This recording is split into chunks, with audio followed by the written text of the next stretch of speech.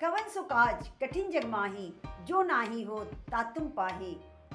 नमस्कार, राम राम। आप सबको कृति के ब्लॉग में स्वागत है। आशा करती हूँ फ्रेंड्स आप सब स्वस्थ एवं मस्त होंगे। कोलकाता में डेंगू और वायरस फीवर काफ़ी चल रही है और मैं भी इसकी चपेट में आ गई और इसीलिए मुझे वीडियो डालने में काफ़ी लेट हो रहा है।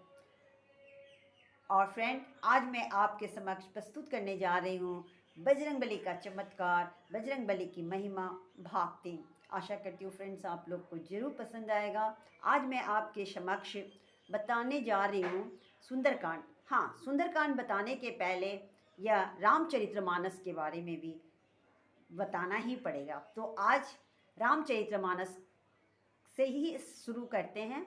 रामचरितमानस में 7 कांड, 7 सोपान हैं, जैसे बाल कांड, अयोध्या कांड, अरण्या कांड, किष्किंधा कांड, सुंदर कांड, लंका कांड और उत्तरकांड।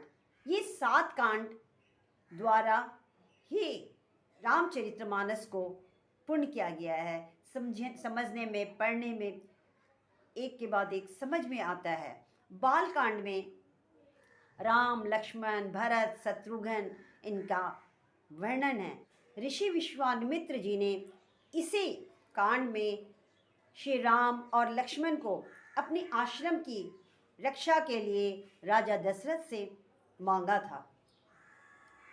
इसी कांड में हनुमान चालीसा की प्रथम चौपाई, श्री गुरु चरण सरोज रज निज मन मुकुर सुधारी, ये चौपाई इसी कांड में है। इसके अलावा अयोध्या कांड में है राम का विवाह सीता जी के साथ होता है एवं राजा दशरथ इच्छा प्रकट करते हैं कि राम जी का राज्याभिषेक किया जाए और इस पर सारे देवता चिंता में पड़ जाते हैं। अगर राम का अभिषेक होगा राम जी का, तो रावण का वध कौन करेगा।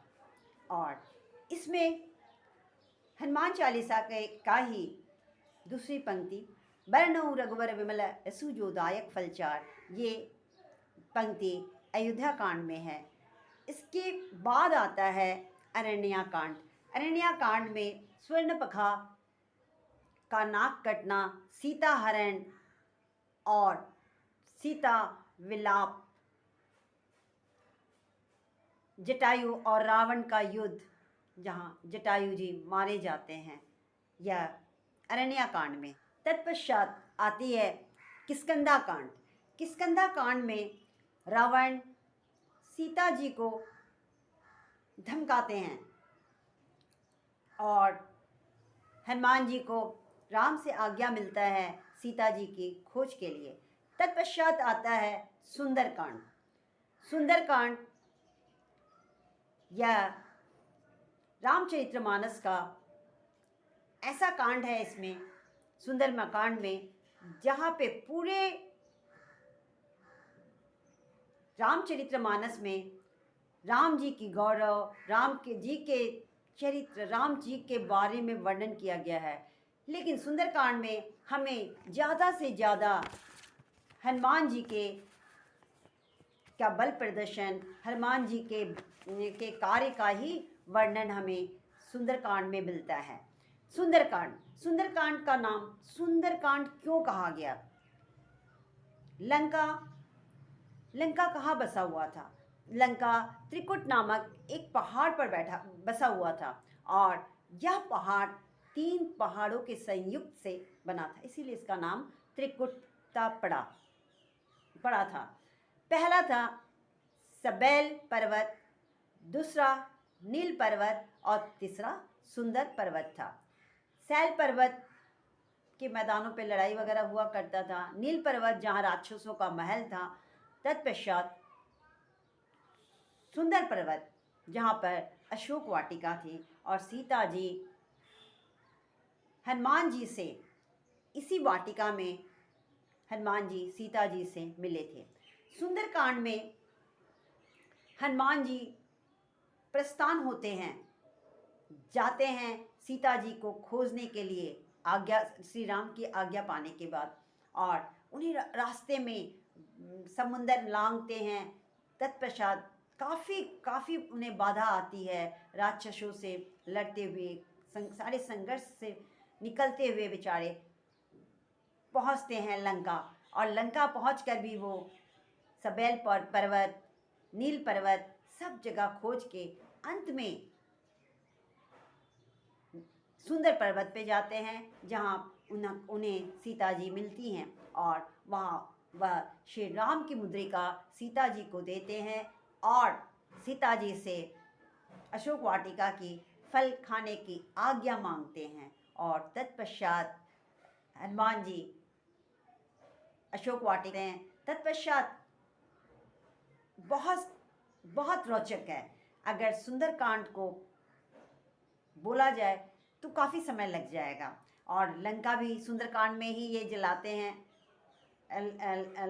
हैं। और यहाँ सुंदरकांड में इन्होंने बहुत सुंदर कांड, यहाँ इसका नाम ही इसीलिए सुंदर इसलिए भी पड़ा है कि हनुमान जी ने रावण को किस प्रकार कमज़ोर बना दिया था। लंका जलाकर उन्होंने अपनी हर तरह से उन्होंने बता दिया था कि अपनी कृत से कि वह श्री राम के साथ नहीं जीतेंगे। लेकिन रावण अहंकारी, किसी भी हालत पे वह यह नहीं मानने वाला था कि वह राम से हारेगा। और इसीलिए इस कांड का नाम सुंदरकांड पड़ा। तत्पश्चात आता है लंका कांड। लंका कांड में सेतु निर्माण होता है। सेतु निर्माण सिर्फ 5 दिनों में होता है। और रावण और राम जी का युद्ध होता है। राम जी लंका जाते हैं और इसी में लंका कांड में ही सीता जी को लेकर श्री राम अयोध्या की ओर प्रस्थान होते हैं। तत्पश्चात आता है उत्तरकांड, जो सबसे छोटा कांड है और इसमें लौह कुश का वर्णन किया गया है। इस तरह यह 7 कांड द्वारा संपूर्ण हुआ है रामचरितमानस। और रामचरितमानस के से ही काफ़ी चौपाई पंक्ति हनुमान चालीसा में मिलती है। और सुंदरकांड में भी काफ़ी चौपाइयाँ हैं ऐसी जिसको हम बोलने से ही हमारी मनोकामनाएं पूर्ण होती है। वशीनगर कीजिए सब काजा, हृदय राखी कौशलपुर राजा। ग्रल सुधा रिपु करहि मिताई, गोपद सिंध अनल सितलाई। यह चौपाई सुंदरकांड का है और यह चौपाई बहुत फलदायी है। इसका मतलब है कि किसी भी कार्य को करने से पहले श्री राम का स्मरण करना चाहिए और उनकी छवि अपने हृदय में बसाने से जरूर हमें सफलता मिलती है। माना जाता है कि हनुमान जी भी जब लंका प्रवेश कर रहे थे तब उनके मन में भी संशय था कि वह सफल होंगे या नहीं होंगे। तब उन्होंने सिर्फ श्री राम का ही स्मरण करके लंका में प्रवेश हुए और उन्हें सफलता मिली।